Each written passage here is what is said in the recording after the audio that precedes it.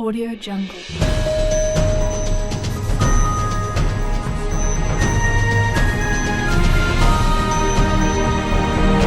Audio Jungle.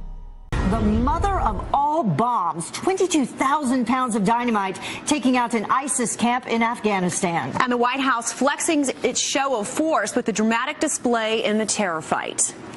Griff Jenkins joins us now live from D.C.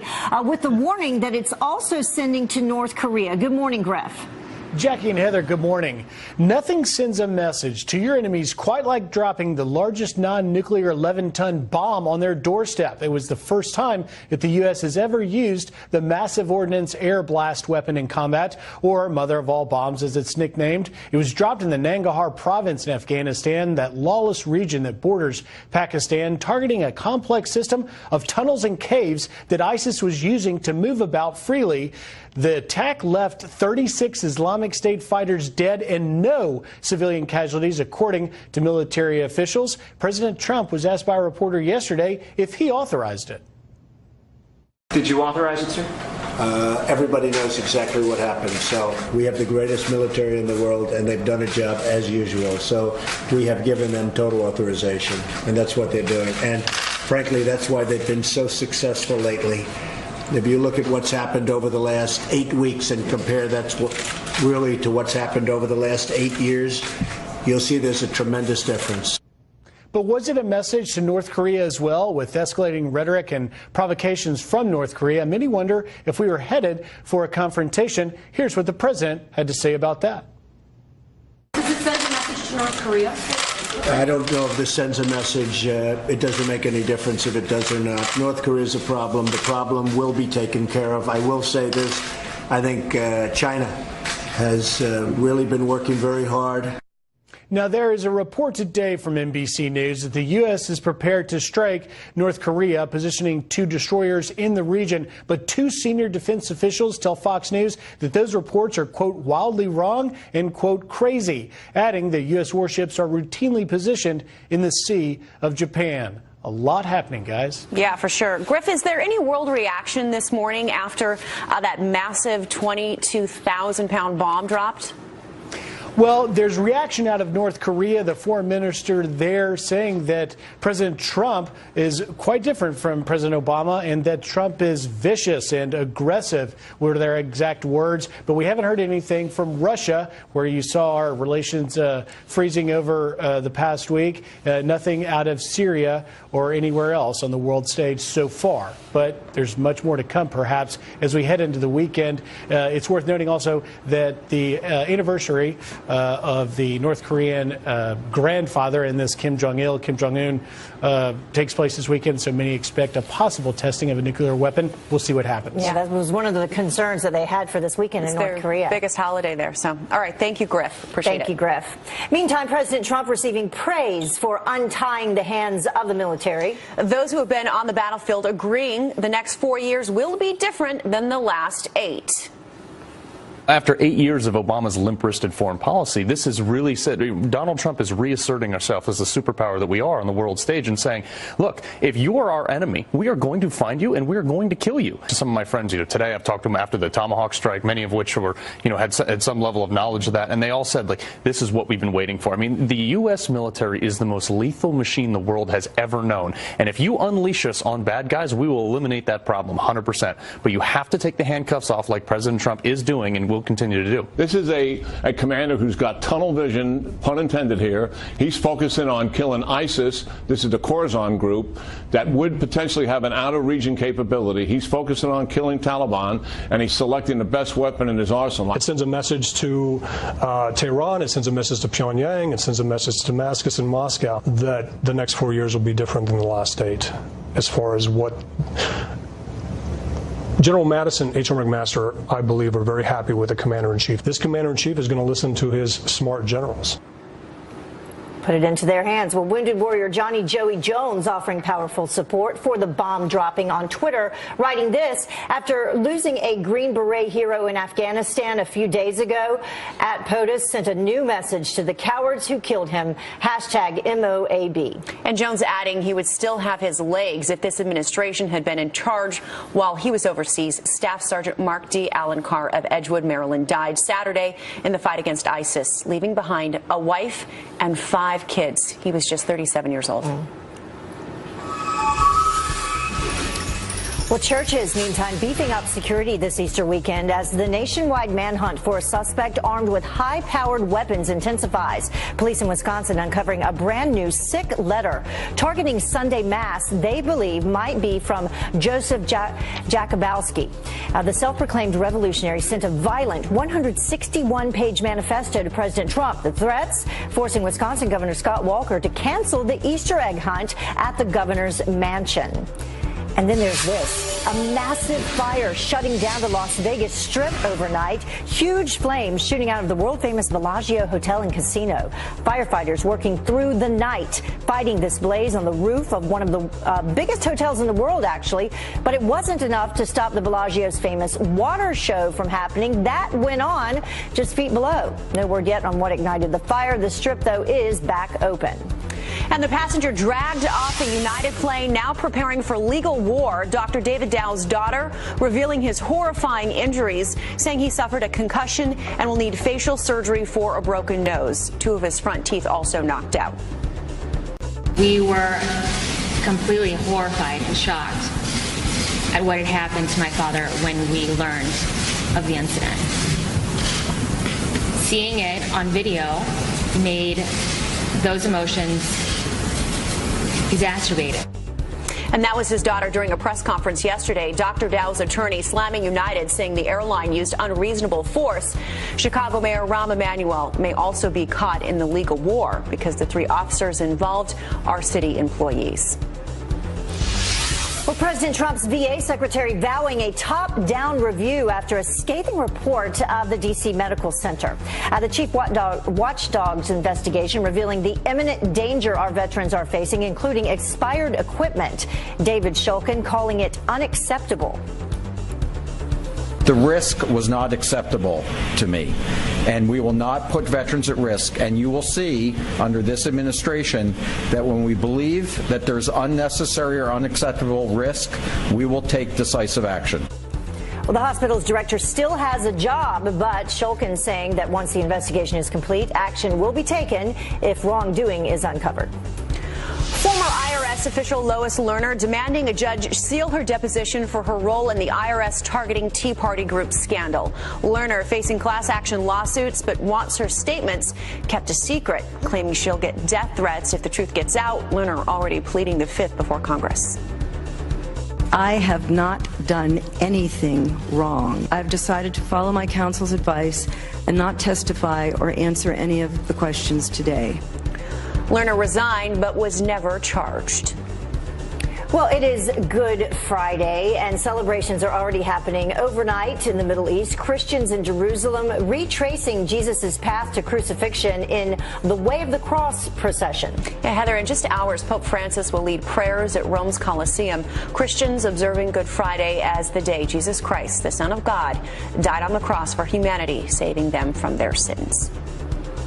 And the time now is 8 minutes after the top of the hour, and Syrian President Bashar al-Assad speaking out for the first time since that horrifying chemical attack on his own people.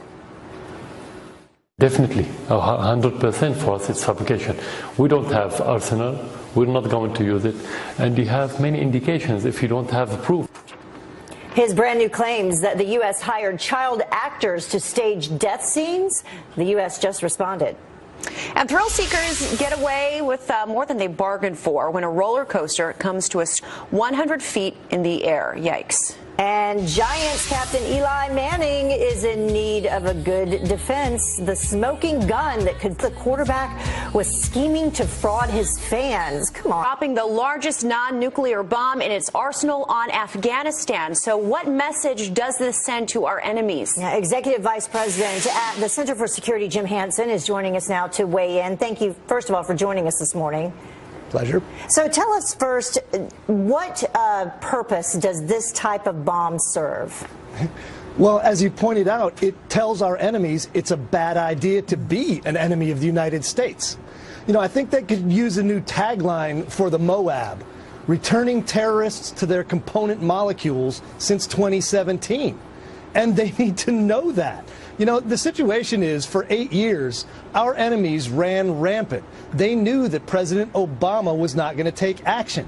Well, the truth has changed. If you look at geostrategy as a big, high-risk poker game, Obama didn't know he was the sucker at the table. President Trump now has walked in, sat down, and he laid a 45 on the table and said the rules have changed. You better pay attention. So they've had this missile, this bomb, I should say, since 2003. And I was watching Tucker Carlson's show last night. He had a guest that said this is just one of 15 of those mother of all bombs that the U.S. has. Why are we using it right now when we've had it since 2003? What's the change here?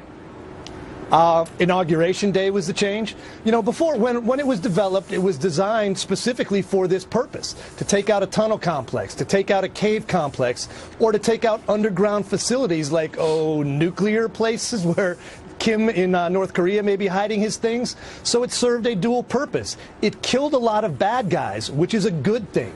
It also will serve to deter other bad actors from acting bad. So those two things, the best use for military hardware ever is to stop somebody from doing something that makes us use it. So if it does that and stops any of the bad guys, Putin, Assad, Kim in North Korea, the mullahs in Iran, from doing something wrong, good. That's what we want. Logistically, let's take a look at some of the specifics of the bomb itself. It's a 21,000-pound bomb, 11 tons of explosives, and the blast itself was 1 mile wide in radius. And as you just mentioned, it was intended for use against tunnels. But we also know that 36 ISIS fighters were killed in this attack. No civilians, which is great news. Yeah, and there's another saying, rubble doesn't make trouble. So if you go ahead and take out 36 ISIS fighters, take out their support facilities, take out their, camps and homes and tunnels where they're operating, that makes them useless to the cause. And again, it also makes sure that everybody else knows that there is no place you can hide. You can duck into your rat hole and we can turn it into dust. That is a great message for anybody with bad ideas anywhere around the world. And President Trump saying this was a very, very, very successful mission. What do we know about what happened there on the ground? You said 36 ISIS fighters killed. What kind of damage was done in terms of those tunnels? There's not much left. I don't know that we've actually been to do bomb damage assessment on the ground. I'm sure we've had satellites and overflights and maybe even drones going in close. And who knows, it may have destroyed enough of them that our guys can actually walk in and walk across it, but I haven't seen any pictures. It'd be nice to see. A picture of that crater would go a long way, again, towards deterring anyone else from wanting to be part of that hole in the ground. Yeah. And those craters can be, 300 meters wide, just one crater? So, yeah, that's some damage. Absolutely. All right, Jim Hansen, live for us this morning. He'll be back with us in the second half hour. Thanks, Jim. All right. Thank you. Thank you. Well, Syrian President Bashar al-Assad fiercely denying the chemical attack on his own people, instead saying it was 100% fabricated by the United States, asking if those children were even dead at all. Definitely, 100% for us it's fabrication. We don't have arsenal, we're not going to use it, and you have many indications if you don't have proof, because no one has concrete information or evidence. There can be little doubt that the recent attacks and the chemical weapons attack in Idlib was by the Syrian government, by the Syrian regime, and that it wasn't only a violation of the laws of war, but it was, we believe, a war crime. So Assad essentially saying these children are faking their own death. Incredible. Well, the U.S. is working with terrorists to carry out the chemical attacks. That's what Assad said, saying the Trump administration lied to justify the missile strike. Well, a fundraising campaign for the family of a Green Beret killed fighting ISIS. We mentioned him earlier. And that fundraiser raises nearly $14,000 in just 3 days. Sergeant Mark Dialankar died in combat fighting for our country in Afghanistan. A friend started the GoFundMe page to help his widow and their 5 children, ranging from 17 to just 3 years old. For more information on how you can donate, visit our Facebook page. The time is now 18 after the hour. Up in flames. What happens when a UPS driver on his final delivery of the day finds this? This is the UPS guy doing this. I know. He better get a promotion. Oh my God. Yeah, he deserves a promotion for sure.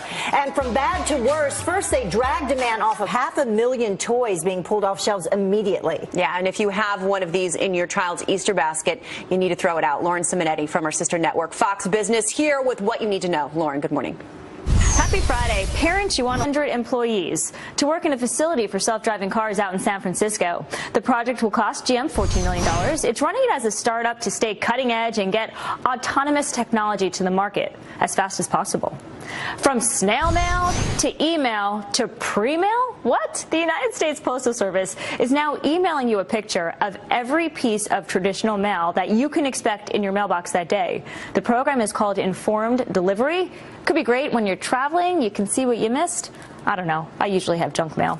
And homeowners may be A-OK with robots taking over this one thing, their lawns. Honda eliminating tedious yard work with a self-driving robo-lawnmower called Mimo. So it can move around obstacles and it can cut grass depending on the landscaping look that you want. It's available in June. Prices start at $2,500. Trump takes aim at ISIS. A filmmaker has a better idea. Why not just hug it out? Carly Shimkus with the Fox News Headlines 24/7, Sirius XM 115 is here with the backlash. You know what? Everything can be solved with love. Yeah, sure.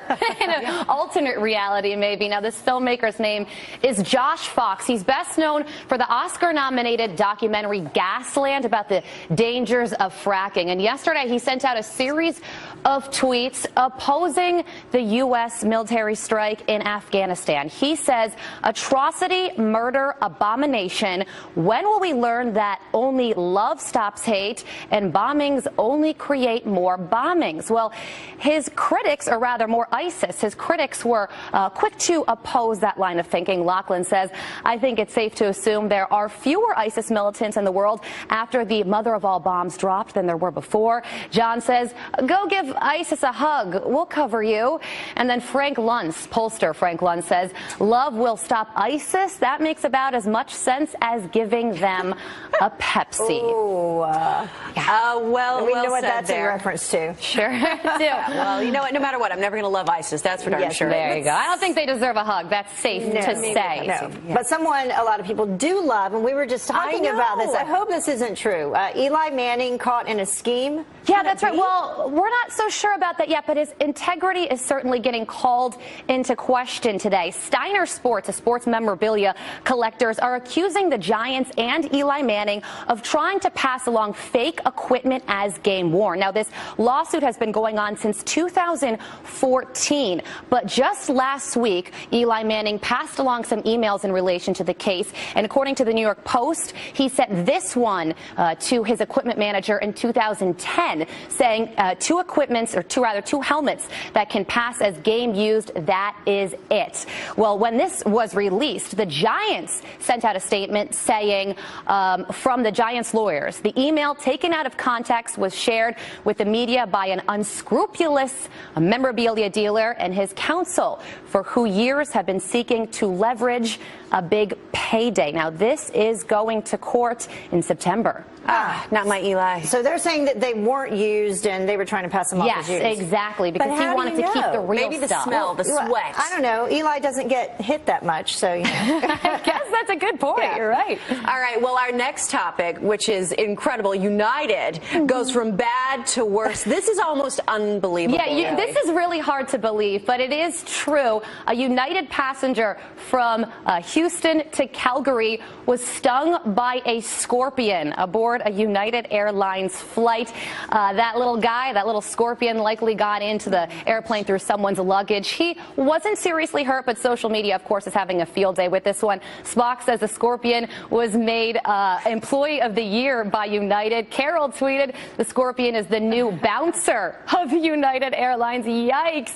And this tweet from somebody, to be fair, the Scorpion was horrified when he realized what airline he had been flying on. Scorpions, I'd say snakes on a plane are next, but that's already been done. Well, you know, that plane had come from Costa Rica earlier that day, so maybe that's where it came from. But probably what can happened. you imagine reaching up and there's a scorpion? Oh, I mean, and the Scorpion dropped on his head. I just, to be in management at United right now, I would not want this to is do probably that. the least of their concerns, but still crazy stuff. Thanks, you very much. Thanks a lot. Crazy. Well, the time is now 27 after the hour. President Trump shifting strategies to close the deal, but that's not how the mainstream media sees it. From President Trump, a flurry of flip-flops. President Trump, a very different tone. What a change from candidate Trump, who repeatedly used China as a punching bag. Charles Hurt just debunked those claims, why he says the president is with a Fox News alert. The United States deploying the largest non-nuclear bomb, wiping an ISIS stronghold in Afghanistan out. The 22,000 pounds of explosives, known as the mother of all bombs, making a bold statement heard around the world. Griff Jenkins live from D.C. with the very latest. Good morning, Griff. Good morning. It is a bold statement. In fact, I'm not sure you could even send a possibly stronger message than dropping the largest non-nuclear 11-ton bomb on your enemy's doorstep. It was the first time the U.S. has ever used this massive ordnance air blast weapon in combat. It was dropped in the Nangarhar province in Afghanistan, a lawless region that borders Pakistan, targeting a complex system of tunnels and caves that ISIS was using to move about freely, left 36 Islamic fighters dead and no civilian casualties, according to military officials. President Trump was asked by a reporter yesterday if he authorized it. Did you authorize it, sir? Everybody knows exactly what happened. So we have the greatest military in the world, and they've done a job as usual. So we have given them total authorization, and that's what they're doing. And frankly, that's why they've been so successful lately. If you look at what's happened over the last 8 weeks and compare that really to what's happened over the last 8 years, you'll see there's a tremendous difference. But was it a message to North Korea as well, with escalating rhetoric and provocations from North Korea? Many wondering now if we're headed for a confrontation. Secretary of State spokesman Mark Toner had this to say. Provocations from North Korea have grown, frankly, too common, too dangerous to ignore anymore. So we're working with the international community, and that includes our partners in the region. We're looking at how we hold the Kim Jong-un regime accountable for its reckless behavior. Bottom line, it's a very strong message, this mother of all bombs being sent to ISIS, that the gloves are off. And I got to tell you, just as a little bit of experience personally, in 2003 during the invasion, Colonel North and I were embedded with Joe Dunford, who is now the Joint Chief, serving under General Mattis, now Defense Secretary. And North and I were back in Mosul this past November as well. And it's quite something to see things change from the early days of the Bush administration through Obama and now the Trump administration. There's going to be a lot to watch for. It's a definitely different administration. Thank you, Griff. And they're getting support, too. Thank you. Well, the president's recent actions proving his ability to shift strategy based on the best available information. But watch how the mainstream media frames it. From President Trump, a flurry of flip-flops. I said, here's the problem with NATO. It's obsolete. I said it was obsolete. It's no longer obsolete. That rhetorical reversal on NATO, just one of several in the past 24 hours. From President Trump, a very different tone about the country he previously called an enemy. President Xi wants to do the right thing. What a change from candidate Trump, who repeatedly used China as a punching bag. We can't continue to allow China to rape our country, and that's what they're doing. Right now, we're not getting along with Russia at all. We may be at an all-time low in terms of relationship with Russia. That was not what candidate Trump thought was meant to be. We're going to have a great relationship with Putin and Russia. But Charles Hurt of the Washington Times debunking the mainstream media's claims, saying President Trump is keeping on point with the promises he made on the campaign trail. That message is a very much an America First message, and it's a message that that goes to all, as you all said, all these other countries, North Korea and Iran. That look, the years of pacificity are over. We are going to look out for our interests and drop bombs if that's what is in our best interest. There's a big difference between flying 59 Tomahawk missiles into Syria and launching a $3 trillion war with ground troops. And that's why I don't think that he is really going back on his campaign there. As long as he accomplishes something on immigration, the economy, most importantly, and fighting terrorism, his people will stick with him. With some other stories we're following, the Secret Service taking action, firing 2 agents for failing to detect a White House fence jumper. Jonathan Tran triggering several alarms, but was able to roam around, look through windows, even rattling a doorknob for a whopping 15 minutes. He was eventually arrested. President Trump was inside at the time. And this is just one of several White House security breaches in the last few months. And the Trump administration is following through on its promise to crack down on illegals. A brand new $110 million immigration detention center is coming to Texas. The 1,000-bed facility will be the first of its kind built since President Trump took office. A private prison company is in charge of the project north of Houston. It's expected to be open by the end of next year. A bombshell announcement from NASA scientists saying Saturn's moon may be suitable for alien life. Researchers uncovering Enceladus. It's a moon similar to the size of ours. It's been spewing off hydrogen. It is considered an ocean world, and it is the closest that researchers have come to finding an atmosphere that's actually capable of sustaining life, similar to conditions they say here on Earth. That's look at that beautiful shot, actually. Kind of cool and a little bit scary, a little of everything there. Well, the time now is 20 minutes until the top of the hour. And a Fox News alert for you. The United States dropping the mother of all bombs on ISIS in Afghanistan. So how will the terror group respond? Why our next guest says they're finally feeling the pressure. We're both panicking and we're like squeezing each other's hands. We're giving each other hugs because we're like, oh, it's going to be okay. It's going to be okay. The Joker's jinx, not a joke at all. The roller coaster that came to a screeching halt 100 feet in the air. And news alert, the United States striking back, dropping a massive bomb on an ISIS tunnel complex in Afghanistan. And how can we expect ISIS to respond now? Executive Vice President at the Center for Security, Jim Hansen, is joining us again to weigh in. Now, Jim, I have a question for you. Hamid Karzai, the former president of Afghanistan, had this to say after the bomb was dropped, quote, "This is not the war on terror, but the inhumane and most brutal misuse of our country as a testing ground for new and dangerous weapons. It is upon us, Afghans, to stop the USA." What does this mean for us, and should this scare us that this is a call for them now? You know, Hamid Karzai should understand that if ISIS is building tunnel complexes and camps in Afghanistan, that's on them, not us. And how we decide to destroy that threat to all humanity shouldn't be his concern. He should be applauding the death of those jihadists rather than giving us a hard time about it. So let's talk a little bit specifically about the province where this occurred. Some facts that we know, it's an ISIS stronghold since 2015, one of 34 provinces in Afghanistan that shares a border with Pakistan. An estimated 1,000 ISIS Afghan fighters are known to have been here in this province, in this area. As we mentioned, we killed 36 of them, which is good news.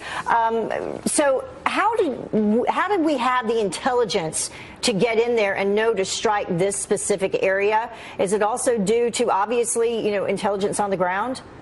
Well, this was an actual complex that they thought was remote enough, that they thought was protected because it was underground, and we couldn't get to because they do control large swaths of that territory. You know, the problem is ISIS has been under pressure in Syria and Iraq, and they've been exfiltrating fighters to places like Afghanistan and Libya and other places. So they've been moving out because President Trump is going to cut down their black flag there, and they're looking for new safe havens. We should not allow that, and this was a good way to show them we're not going to allow it. How should we expect ISIS to respond after a 22,000-pound bomb?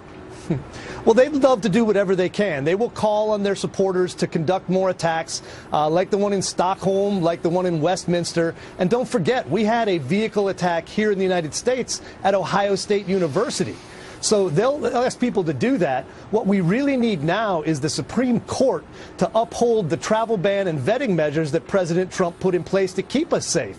You have liberal activist judges who put a halt. They want to play like they're the commander-in-chief. We need SCOTUS to allow the actual commander-in-chief to do his job, to check who's coming into this country, and to stop people who mean us harm from getting here. Yeah, that's actually goes toward the question that I wanted to ask you in terms of destroying the caliphate in the Mideast. What does that mean for our security here at home? Should we expect to see an uptick in the call for lone wolf attacks and things like that you were just talking about?